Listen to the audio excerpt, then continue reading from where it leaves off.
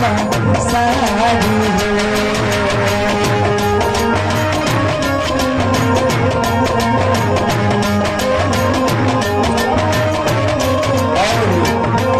संतोष जी प्रधान पद के प्रत्याशी, वहाँ से हमरा के आशीर्वाद की कामना रही और भगवान से हमरा वो से कामना रही कि वहाँ के जरूर विजयी बनाओ। और भैया से एक बात हम कहूँ कि वहाँ के सबका लगे हित प्रीत और हिताई मिताई से रहा जाला और भगवान से कामना रही कि वहाँ के विजयी बनाई। नैया के डोरी तोड़ी चली गई चुपी चोरी कौना नगरिया कौने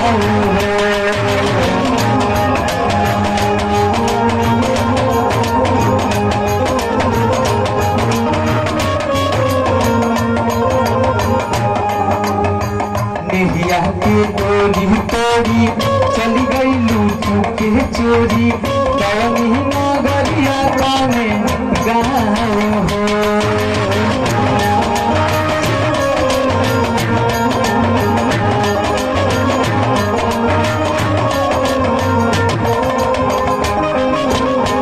खोजिले मन में बन में भाई भाई घर आंगन में धरती आकाश सिखावे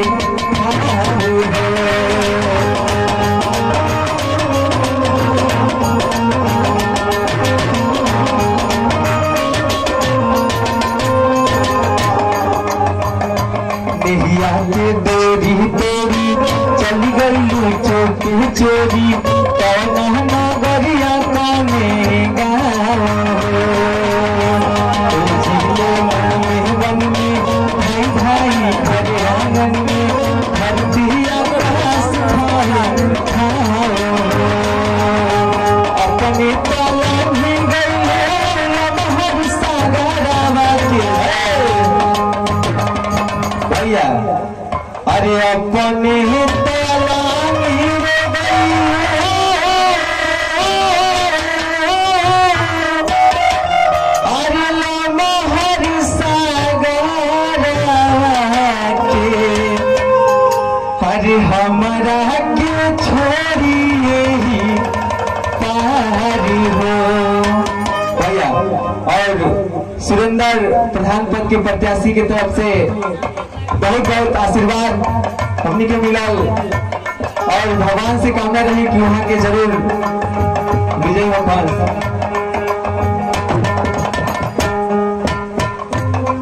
और साहबलाल यादव जिला पंचायत सदस्य जी के तरफ से बहुत बहुत रुपया के पुरस्कार आए और भैया से हमारा के आशीर्वाद की कामना रही और यहाँ के वार्ड नंबर 25 के प्रत्याशी रानी भगवान से कामना रही कि इन्हों के भगवान जरूर विजयी बनाओ।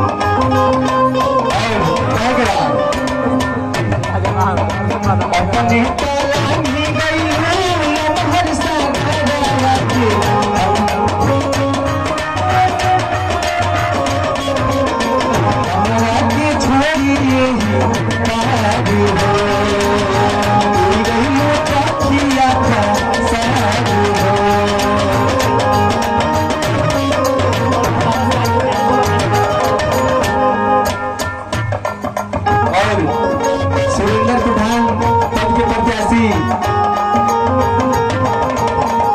बेथरा बाजार के भगवान से कामना रही कि वहाँ के जरूर विजयी हो पास। और कहे के बाद जब ये शरीर में जो प्राण बाटे उड़ जाला तो आदमी कहाँ कहाँ ना खोजेला कैसे कैसे ना पूछेला कि काऊ हमरा लगे आई है कि ना आई है और क्यों ना भाव पूछेला कहे के बाद से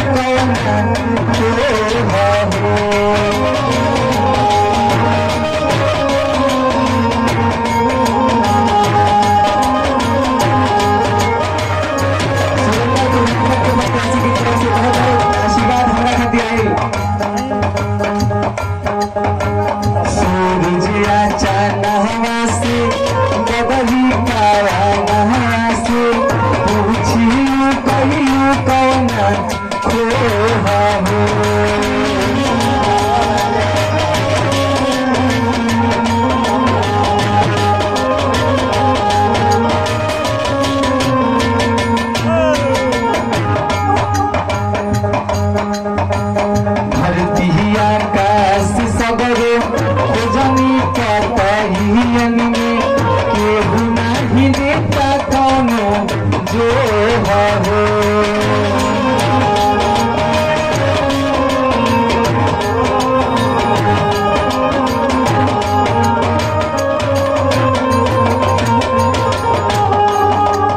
और सुरेंद्र प्रधान पद के प्रत्याशी जी के बेटा के तरफ से बहुत बहुत रुपए के पुरस्कार हमके मिलल। भैया के यहीं से प्रणाम बा। और भैया जी के नाम राहुल बेटे एक का पापा पर तो ध्यान बनिबे करम जा, इहो पे ध्यान बनाएं जा, कहे से कि हर एक कार्य के गुणवत्ता के श्रेय या तो पिताजी के जाला या तो उनका पुत्र के जाला। अपने तलाही गईले लमहर सागरवा के, अपने तलाही गईले लमहर सागरवा के, हमरा के छोड़ी ही काहे हो गई पिया का साहे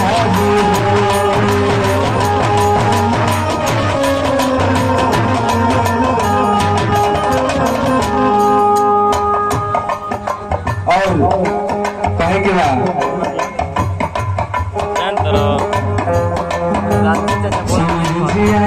नहवासी बदली नहवासी पूछी कहीं कवने हो।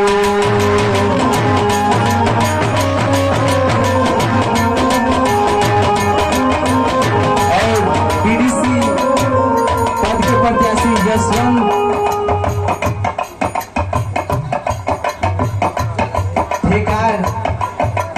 ठेकेदार यशवंत ठेकेदार बीडीसी पद के प्रत्याशी बेलथरा बाजार भैया जी के तरफ से बहुत बहुत रुपए के पुरस्कार आयल। भगवान से कामना रही कि भैया चुनावी माहौल में विजयी घोषित होकर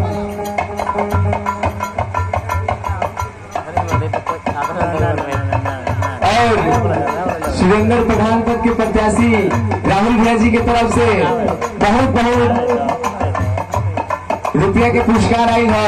पैसा पैसा पैसा और कहे के बाद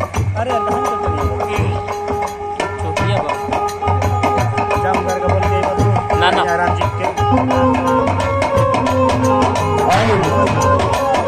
संतोष कुमार भैया जी की तरफ से बहुत बहुत रुपये के पुरस्कार मिलेगा। और जीतते हुए प्रत्याशी हैं यहाँ के प्रधानमंत्री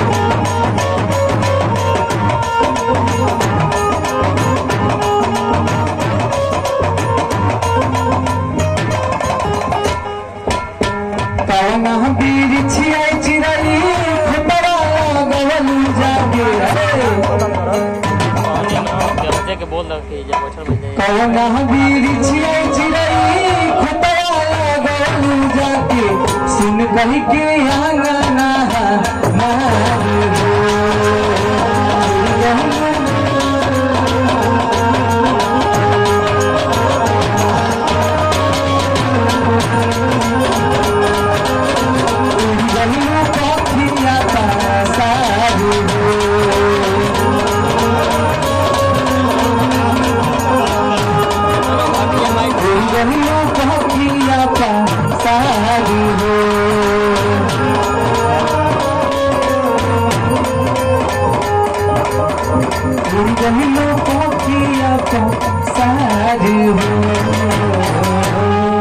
और यही भाव में लेने लगा